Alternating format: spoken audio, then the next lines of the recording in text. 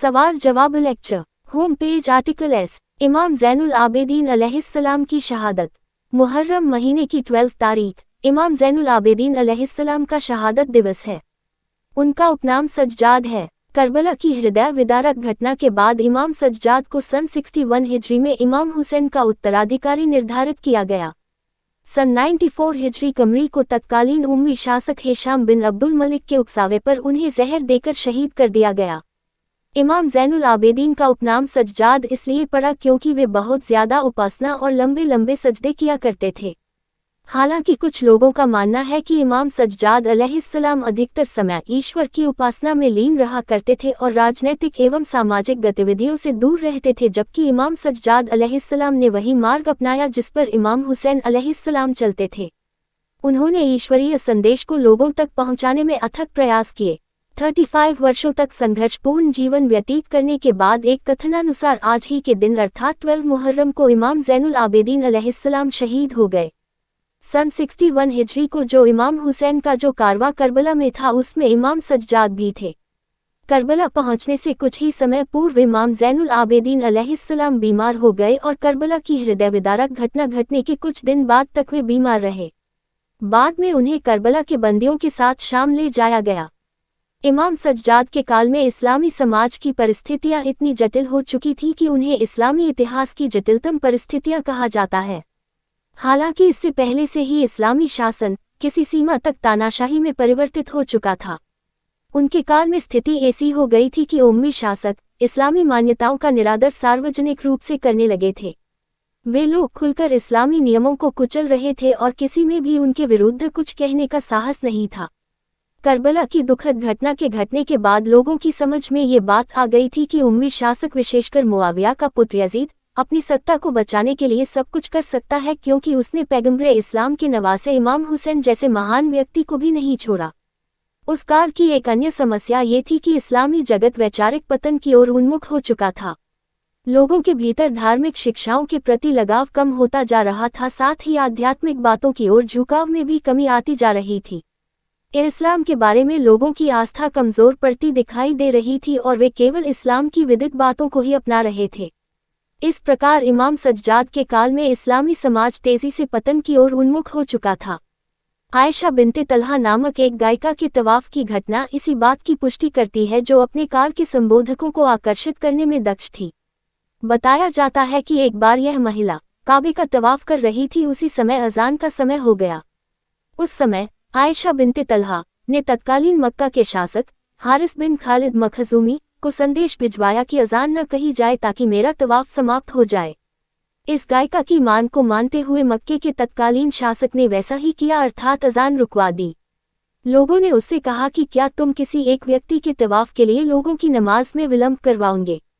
इस पर मक्का के शासक हारिस बिन खालिद मखजूमी ने कहा कि जब तक उसका तवाफ समाप्त न हो जाए मैं यही कहूंगा कि अजान को रोक दिया जाए, चाहे सुबह ही क्यों न हो जाए। इसका दूसरा उदाहरण उमर बिन अबी रबिया का है। वह एक कवि था जो प्रेम के बारे में शेर कहा करता था।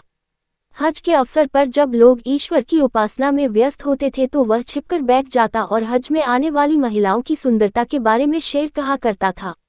लोग उसकी इस हरकत के कारण उसे पसंद नहीं करते थे, लेकिन जब उसकी मृत्यु हुई तो मदीने में सार्वजनिक शोक की घोषणा की गई। इन जटिल परिस्थितियों में इमाम सज्जाद ने समाज के मार्गदर्शन का दायित्व संभाला था। अब उन्हें इस्लाम को निश्चित पतन से बचाना था। करबला की घटना के बाद इमाम ज़ैनुल आबिदीन अलैहिस्सलाम को कैदी बनाकर कूफा ले जाया गया। कूफे के शासक उबैदुल्लाह इब्ने ज़ियाद ने, जिसने आदेश दिया था कि इमाम हुसैन अलैहिस्सलाम के परिवार के समस्त पुरुषों की हत्या कर दी जाए, जब इमाम सज्जाद को अपने सामने देखा तो बहुत ही आश्चर्य से पूछा कि क्या हुसैन बिन अली की ईश्वर ने हत्या नहीं की। इस पर इमाम ज़ैनुल आबिदीन अलैहिस्सलाम ने कहा कि मेरा एक भाई था जिसका नाम भी अली था और लोगों ने उसको शहीद कर दिया। ये सुनकर उसने बहुत ही क्रोध से कहा कि उसे लोगों ने नहीं बल्कि ईश्वर ने मारा। उबैदुल्लाह इब्ने ज़ियाद की बात सुनकर इमाम सज्जाद अलैहिस्सलाम ने पवित्र कुरान के सूरह ज़ुमर की 4-2 आयत पढ़ी, जिसका अर्थ है कि ईश्वर ही हर एक को मारता है और कोई भी उसके आदेश के बिना नहीं मरता। कूफे के शासक को इस प्रकार के उत्तर की अपेक्षा नहीं थी, इसलिए वह बहुत क्रोधित हुआ।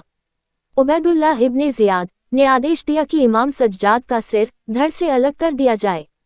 ये सुनकर इमाम ने कहा कि क्या तुम मुझको मारने की धमकी दे रहे हो? ईश्वर के मार्ग में मारा जाना हमारे लिए गौरव की बात है।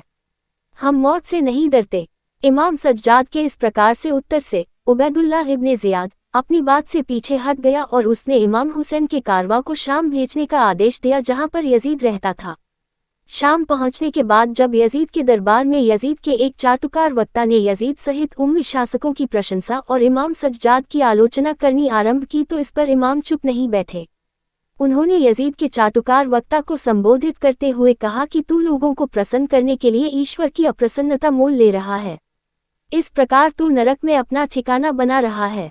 उसके बाद इमाम ज़ैनुल आबिदीन अलैहिस्सलाम मिंबर पर गए और वहां से उन्होंने पहले ईश्वरीय मार्गदर्शन की व्याख्या की और इमाम हुसैन की शहादत का उल्लेख किया।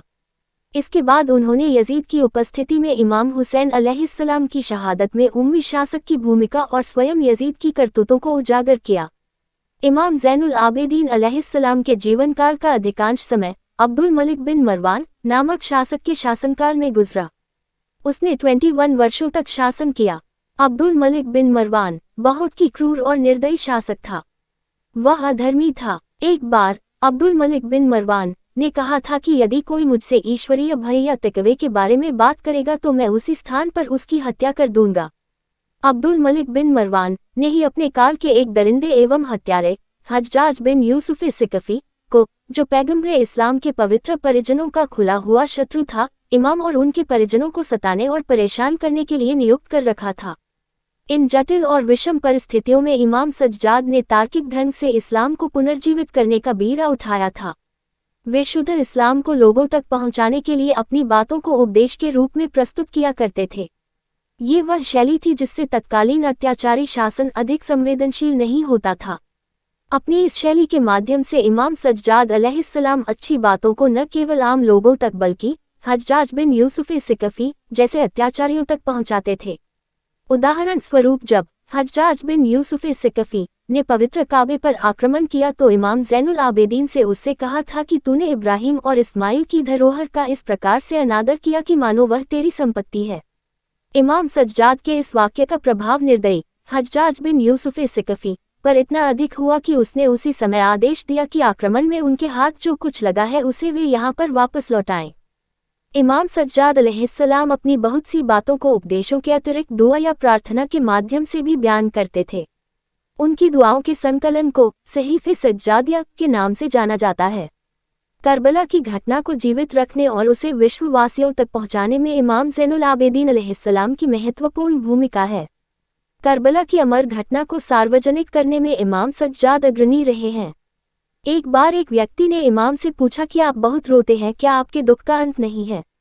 उस व्यक्ति के जवाब में इमाम सज्जाद ने कहा कि ईश्वर के दूत हजरत याकूब के 12 बेटों में से केवल एक बेटा खो गया था। अपने एक बेटे यूसुफ के वियोग में हजरत याकूब इतना रोए कि उनकी देखने की शक्ति समाप्त हो गई थी। हालांकि हजरत याकूब को पता था कि यूसुफ जीवित है, जबकि मैंने अपने पिता, अपने चाचा और भाइयों के शवों को देखा है जो जलती हुई जमीन पर पड़े थे। अब ये बताओ कि यह कैसे संभव है कि मेरा दुख शीघ्र समाप्त हो जाए।